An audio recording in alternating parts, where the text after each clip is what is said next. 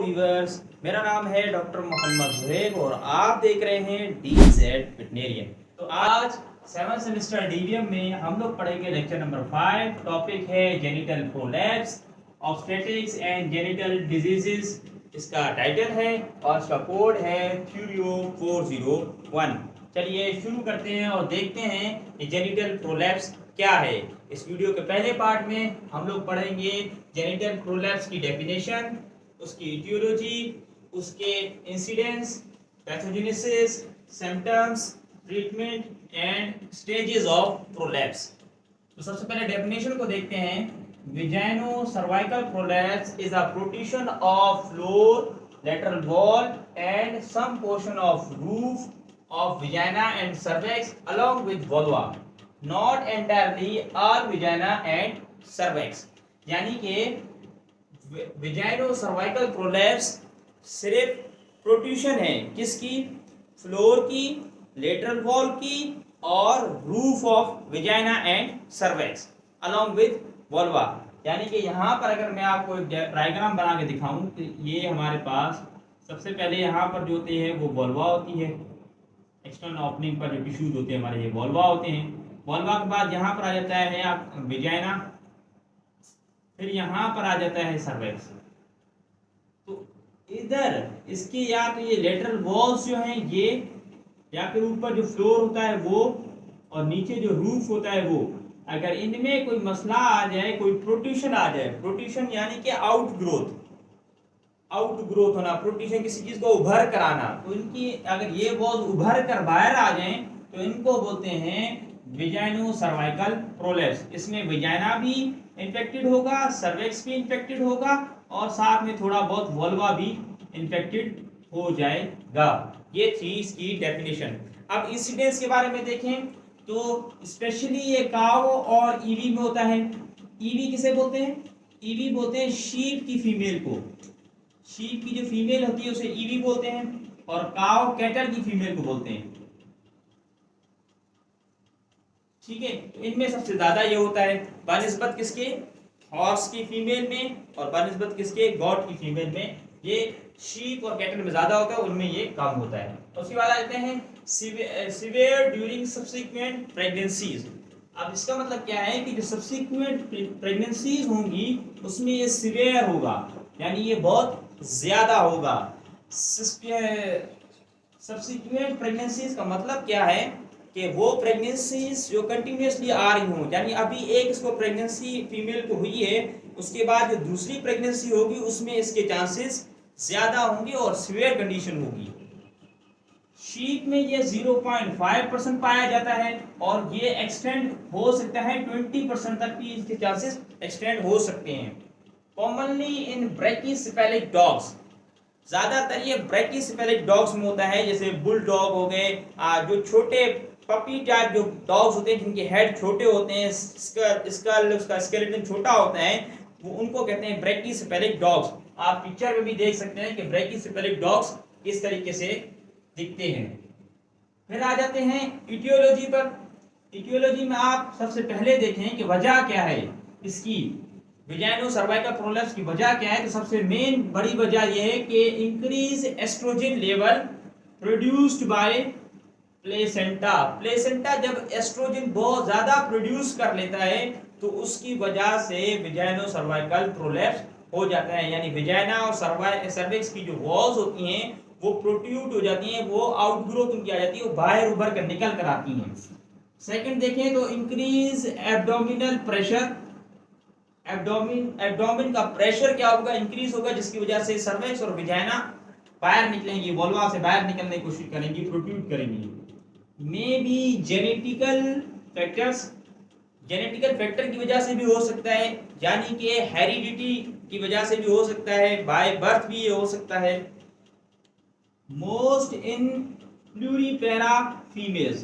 प्लूरीपेरा females क्या हैं? देखें, एक वर्ड होता है प्राइमीपेरा और एक होता है प्लूरीपेरा।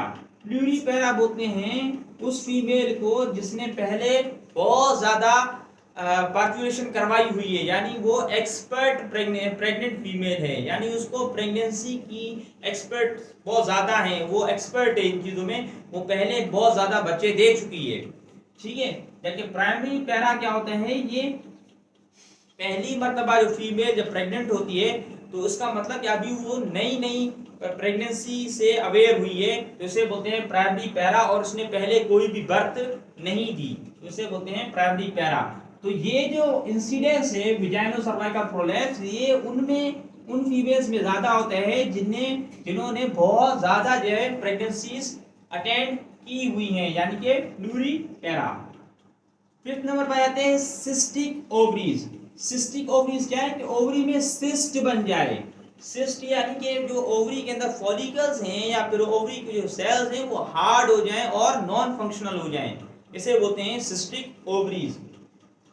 नंबर 6 पर आ जाता है sitting on hind quarters positions downward, यानी कि अगर कोई जानवर, कोई फीमेल एनिमल वो क्या कर रहा है, ऐसी पोजीशन पे बैठ रहा है कि उसका हाइंड क्वार्टर जो है वो जमीन पर है, यानी कि जो विजाइना वल्वा वाली जगह है वो जमीन पर है, तो इसकी वजह से भी क्या होता है, विजाइनो सर्वाइकल प्रोलैप्स के चांसेस आ जाते हैं। अब इसके पैथोजेनेसिस के बारे में देखते हैं कि ये किस तरीके से डेवलप्ड होती है, ये विजाइनो सर्वाइकल प्रोलैप्स कैसे आती है। दरअसल देखें, जब वो हाइंड क्वार्टर की पोजीशन को डाउनवर्ड करके बैठेगा एनिमल सिटिंग पोजीशन पर, तो उससे प्रोलैप्स हो जाएगा। अच्छा, ये ऐसे नहीं है कि बस बैठ गया तो प्रोलैप्स हो गया, नहीं, दूसरे फैक्टर्स ये भी तो हैं। अगर इनमें से कोई भी फैक्टर, 5 में से कोई भी फैक्टर आ गया तो उन फैक्टर के बाद बैठने से क्या होगा, प्रोलैप्स हो जाएगी। जब वो प्रोलैप्स हो गई, उसके बाद जब एनिमल उठेगा तो उसकी प्रोलैप्स फिर खत्म हो जाएगी, फिर से वो जो प्रोट्रूशन है वो नॉर्मल हो जाएगी, रिडक्शन हो जाएगी उस प्रोट्रूशन की, उस प्रोलैप्स की। ठीक है, वो क्योर हो गया। लेकिन अब जब दोबारा अगर वो उसी तरीके से गलत पोजीशन पे बैठेगा तो फिर क्या होगा, रिकरेंट प्रोलैप्स आएगा। रिकरेंट प्रोलैप्स क्या है, यहाँ पर मैंने एक वर्ड लिखा है कि vaginocervical prolapse is recur. Recur बोलते हैं अगेन, यानी कि दोबारा किसी चीज का आ जाना क्या कहते हैं, रिकर, और उसको फुल फॉर्म में कहा जाता है रिकरेंट, दोबारा से प्रोलैप्स का आ जाना। पहले एक प्रोलैप्स आ चुका है, वो क्योर हो गया उठने की वजह से, लेकिन अब दोबारा अगर गलत पोजीशन पे एनिमल बैठेगा तो रिकरेंट प्रोलैप्स आएगा, यानी दोबारा से प्रोलैप्स आ जाएगा। अब ये जो दोबारा से प्रोलैप्स आएगा ना, इसकी वजह से विजाइना और सर्विक्स में इंफेक्शन हो जाएगा, बैक्टीरियल इंफेक्शन हो जाएगा और स्वेलिंग हो जाएगी। और ये इंफेक्शन और स्वेलिंग किस चीज का बायस बनेगी, ब्लॉकेज ऑफ वीनस रिटर्न, यानी जो वेन से ब्लड वापस जा रहा होगा वो वेन क्या हो जाएगी, ब्लॉक हो जाएगी, और उसकी वजह से उस वेन में क्या बचेगा, थ्रोम्बस, और जो सेल्स होंगे जिनको ब्लड नहीं मिलेगा तो वहां पर क्या हो जाएगी, फिर नेक्रोसिस हो जाएगी, यानी कि सेल डेथ हो जाएगी। अब सिम्टम्स की बात करें तो सिम्टम्स क्या है, सबसे पहला सिम्टम ये है कि टॉक्सीमिया हो जाएगा, यानी ब्लड में टॉक्सिन आ जाएगा। किसका टॉक्सिन आ जाएगा, ये जो इन्फेक्शियस कॉज कर रहा है ना, जो भी बैक्टीरिया होगा उसका टॉक्सिन आ जाएगा। सेप्टिसीमिया, सेप्टिसीमिया यानी कि टॉक्सिन के साथ वो ऑर्गेनिज्म भी, वो माइक्रो ऑर्गेनिज्म भी उसमें चला जाएगा ब्लड में, जिस माइक्रो ऑर्गेनिज्म ने टॉक्सिन प्रोड्यूस किया था, तो सेप्टिसीमिया की भी कंडीशन आ जाएगी। नेक्रोसिस हो जाएगी, जैसे मैंने आपको यहाँ पर बताया, ये देखें नेक्रोसिस हो जाएगी। गैंग्रीन, गैंग्रीन बोलते हैं नेक्रोटिक टिश्यूज का उभर कर आना, बाहर आ जाना, यानी कि किसी जगह पर इंफेक्शन होना और उस इंफेक्शन का वाज़ेह तौर पर उभर कर आ जाना, नजर आना कि भाई यहाँ पर इंफेक्शन हुआ है, इसको बोलते हैं gangrene. Protrusion of necrotic tissues is called as gangrene. फिर आ जाते हैं विजाइनो सर्वाइकल एडिमा, तो विजाइना और सर्विक्स में वहां पर एडिमा हो जाएगा, वहां पर फ्लूइड एक्यूमुलेशन हो जाएगी। ठीक है, फिर आ जाता है टिनिस्मस। जब टिनिस्मस की कंडीशन होती है किसी भी एनिमल के अंदर तो फिर उसमें सीवियर प्रोलैप्स होने के चांसेस बहुत ज्यादा होते हैं। टिनिस्मस क्या है, टिनिस्मस का मतलब है feeling of defecation, feeling of defecation.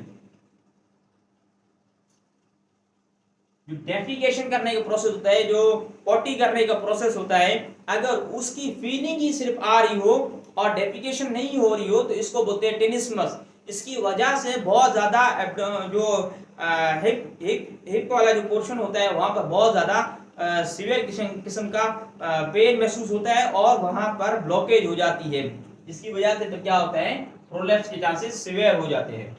अब अगर इसके स्टेजेस की बात करें तो स्टेजेस में सबसे पहले आ जाता है, ये आप पिक्चर के साथ साथ देख लें कि स्लैक विजाइनल वॉल। सबसे पहले विजाइनल वॉल में थोड़ा बहुत मसला आ जाएगा। कब आएगा? जब एस्ट्रोजन बहुत ज्यादा होगा, एब्डोमिनल प्रेशर बहुत ज्यादा होगा, या किसी जेनेटिकल फैक्टर की वजह से होगा, या सिस्टिक ओवरीज होंगी, या फिर प्रून पैरा फीमेल होगा। इस वजह से फिर क्या देगा, विजाइना की वॉल में थोड़ा बहुत मसला आ जाएगा, थोड़ी बहुत वहां पर चेंजिंग्स आ जाएगी, स्लैक विजाइनल वॉल। ठीक है। सेकंड नंबर पर आ जाता है प्रोलैप्स फॉलोइंग रिकम्बेंसी, यानी कि अब एनिमल क्या हो चुका है, बैठ चुका है। तो बैठने की वजह से जब उसने हाइंड क्वार्टर को डाउनवर्ड पोजीशन पर रखा हुआ है तो उसकी वजह से अब क्या होगा, अब प्रोलैप्स आ जाएगा। प्रोलैप्स फॉलोइंग रिकम्बेंसी, रिकम्बेंसी बोलते हैं जब एनिमल बैठ जाए, लेट जाए, उसको बोलते हैं रिकम्बेंसी। तो रिकम्बेंसी की वजह से क्या हो जाएगा, प्रोलैप्स। उसके बाद spontaneous reduction of prolapse after standing, जैसे मैंने आपको बताया पैथोजेनेसिस में कि जब एक मरतबा प्रोलैप्स आ गया उसके बाद जब वो स्टैंड अप हो जाएगा तो ये प्रोलैप्स खत्म हो जाएगा और एनिमल क्योर हो जाएगा। तो यहाँ पर भी यही बात बता रही है कि जब वो बैठा था, उसको प्रोलैप्स हुआ था, उसके बाद खुद ब खुद ही वो जो प्रोलैप्स है वो खत्म हो जाएगा। स्पॉन्टेनियस रिडक्शन ऑफ प्रोलैप्स कब, आफ्टर स्टैंडिंग, जब वो खड़ा हो जाएगा। फिर अगर वो दोबारा गलत पोजीशन में बैठ गया फिर क्या होगा, swelling of vagina after recurrent prolapse. अब दोबारा जब बैठ गया तो फिर क्या होगी, उसमें स्वेलिंग हो जाएगी, जिसमें सर्वेक्स, विजाइना और वोल्वा में। फिर ये जो प्रोलैप्स होगा इसको बोलेंगे इररिड्यूसिबल प्रोलैप्स, इररिड्यूसिबल प्रोलैप्स। आखिर में क्या हो जाएगा, devitalized vagina after reduction of prolapse. अब जब ये प्रोलैप्स को हम ट्रीट करेंगे, जब इसकी ट्रीटमेंट करेंगे, अब ये विजाइना क्या होगा, डीविटलाइज्ड हो जाएगा। अब ये सही तरीके से फंक्शन परफॉर्म नहीं कर सकता है प्रोलैप्स के बाद। तो ये अब हमारे पास हो गए स्टेजेस ऑफ प्रोलैप्स। अब आ जाते हैं ट्रीटमेंट। इस पार्ट का लास्ट जो पोर्शन है हमारा वो है ट्रीटमेंट। ट्रीटमेंट में सबसे पहले आप क्या करेंगे, एपिड्यूरल एनेस्थीसिया लगाएंगे।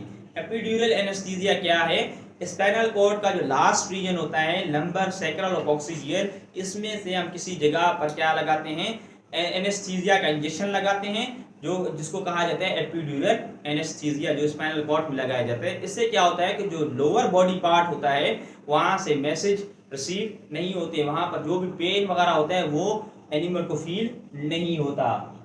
उसके बाद फिर आ जाते हैं रेयर क्वार्टर एलिवेशन, कि हमने उसके जो रेयर क्वार्टर है, जो हाइंड क्वार्टर है, उसको हमने अपवर्ड ही रखना है, उसकी पोजीशन को इस तरह मेंटेन करना है कि वो डाउनवर्ड पोजीशन पे बैठे नहीं। तो ये हम प्रैक्टिस कराते हैं एनिमल को। फिर आ जाते हैं नंबर 3 पर इंजेक्शन ऑफ प्रोजेस्टेरोन। प्रोजेस्टेरोन को का 50 से 100 mg जो है ना हम इंजेक्शन लगाते हैं डेली। वॉल्वर ट्रस, वॉल्वर ट्रस क्या है कि हम एनिमल की वॉल्वा को जो है ना वो बंद कर देते हैं, किसके जरिए, रोप्स के जरिए। हम रोप को इस तरीके से मैनेज करते हैं कि उसको हम लोग वॉल्वा से जोड़कर हम लोग पीछे ले जाते हैं उसके नेक साइड पर और उसके हाइंड क्वार्टर वाली साइड पर, और हम उसको पैक कर देते हैं। आप पिक्चर में भी अच्छे तरीके से देख सकते हैं कि ये किस तरीके से वॉल्वर ट्रस किया जा रहा है। फिर आते हैं वॉल्वर टेप रिटेंशन स्विचर्स। स्विचर्स वो धागे होते हैं जब आप स्टिचिंग के वक्त, टांके लगाते वक्त जो धागा इस्तेमाल करते हैं उसे स्विचर कहते हैं। तो अब इसमें वॉल्वुलर टेप रिटेंशन स्विचर, यानी कि वॉल्वा को हमने बंद करना है ताकि इन्फेक्शन ना हो, कोई भी स्वेलिंग वगैरह ना हो, तो इसके लिए हम क्या इस्तेमाल करते हैं, वो वाला स्विचर इस्तेमाल करते हैं जो कि वॉल्वा को रिटेन रख सके, वापस अपनी जगह पर रख सके। फिर आते हैं बर्नर्स मेथड। बर्नर्स मेथड ये भी एक किस्म का स्विचर होता है, एक किस्म का स्विचर टेक्निक एक किस्म की, जिसमें हम लोग क्या करते हैं, एनिमल को ऐसे टांके लगाते हैं वॉल्वा पर जो कि बरीड होते हैं, जो कि नजर नहीं आते। उसके अलावा और भी मेथड्स हैं, इनके आप जरा देख लें, कैस्ट्रिक्स ऑपरेशंस, मैनक्यूब्स method, Winkler's method, Farquharson's method, गॉड एंड फ्रैंक टेक्निक्स। इन सब की डेफिनेशंस जो हैं वो आपको नोट्स में प्रोवाइड कर दी जाएंगी। इस जो लेक्चर का जो कोड है वो है थ्यूरियो 4015, ये इसका कोड है। आप दिए गए नंबर पर मैसेज करें, आपको ये वाले नोट्स भी मिलेंगे, हैंड रिटन नोट्स भी मिलेंगे और जो लॉन्ग नोट्स कंप्यूटराइज होंगे वो भी आपको प्रोवाइड कर दिए जाएंगे। सेकंड पार्ट देखने तक के लिए मुझे दीजिए इजाजत। अपना ढेर सारा ख्याल रखिए। अल्लाह हाफिज।